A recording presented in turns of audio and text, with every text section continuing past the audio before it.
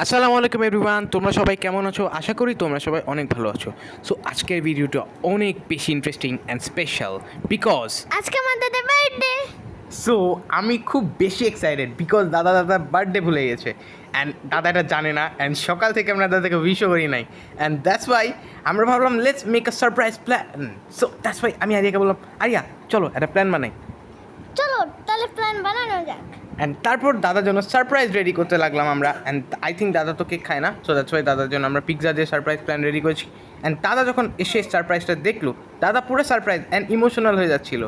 আমি বললাম, দাদা তোমার বার্থডে, তুমি এনজয় করো। আরে এই নাও, এটা তোমার বার্থডে কেক অ্যান্ড এই পিৎজাটাই তুমি আজকে কাটবা। অ্যান্ড যখন দাদা এটা দেখলো, দাদা তো পুরো হ্যাপি হয়ে গেল। অ্যান্ড আমরা বেলুন দিয়ে হালকা পাতলা ডেকোরেশন করেছিলাম অ্যান্ড তারপরে দাদা অনেক খুশি হয়ে গিয়েছিল। তারপর দাদা ক্যান্ডেলকে ফু দেওয়ার সময় বলেছিল বিসমিল্লাহির রহমানির রহিম, যেটা সবচেয়ে ফানি ছিল। অ্যান্ড এটা অনেক ইউনিক একটা জিনিস, আমার অনেক হাসি আসছিলো অ্যান্ড আমরা সবাই এটা নিয়ে মজা করছিলাম। অ্যান্ড দাদাকে বললাম, দাদা ওকে সো তুমি আজকে এই পিৎজা কাটো অ্যান্ড আমি তোমাকে কেটে দিচ্ছি, আসো আমরা একসাথে কাটি। অ্যান্ড দাদা বললো আচ্ছা চলো চলো একসাথে কাটি।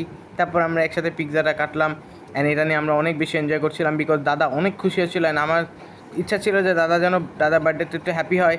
সো দ্যাটস ওয়াই আমরা দাদাকে খুশি করতে পেরেছি অ্যান্ড দ্যাটস ওয়াই আমিও অনেক খুশি, আরিয়াও অনেক খুশি। অ্যান্ড দ্যাটস ওয়াই আজকে আমরা দাদাকে এইভাবে সারপ্রাইজ দিতে পারবো আমরা এক্সপেক্ট করি নাই। সো আজকে ভিডিওটা এই পর্যন্তই। বাই, আসসালামু আলাইকুম। আর সবাই আমার দাদার জন্য দোয়া করবেন। এবং